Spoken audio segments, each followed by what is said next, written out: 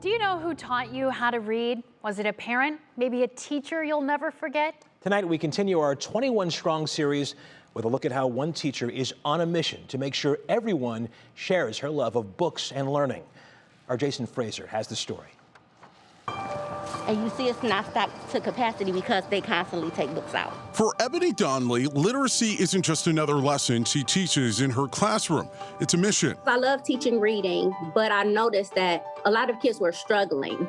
And sometimes they're so far behind, we honestly cannot do the intensive work that we need to do within the school day. So 6 years ago, she started an after-school program called Literacy Innovations in the Collinwood section of Cleveland, where she not only teaches, but she also lives. My number one goal is to make reading cool again. Like when I was a kid, reading was cool. You know, we had the Book It program. We loved it.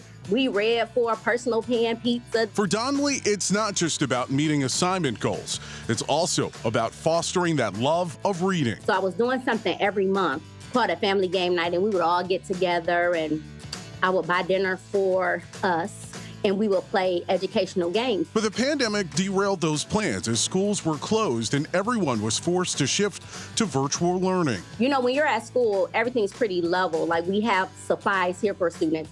But what about when they're at home and they're expected to access information? We had to rethink how we did everything. Instead of getting discouraged, Donley innovated. So my book is fiction. Your book is fiction?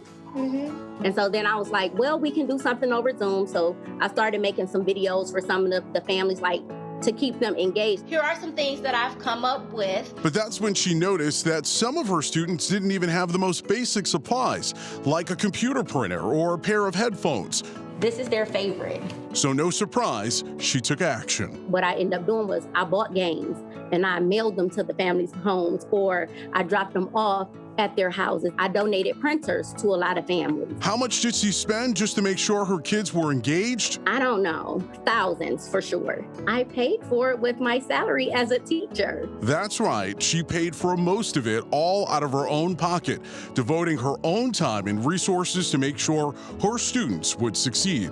It's a lesson in generosity her students will always remember, and Donley will never regret. I just would like to develop lifelong learners.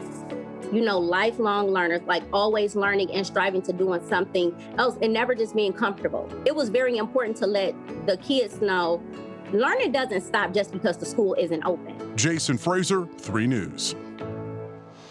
And you can learn more about Ebony and literacy innovations, as well as check out all of our 21 Strong profiles at WKYC.com.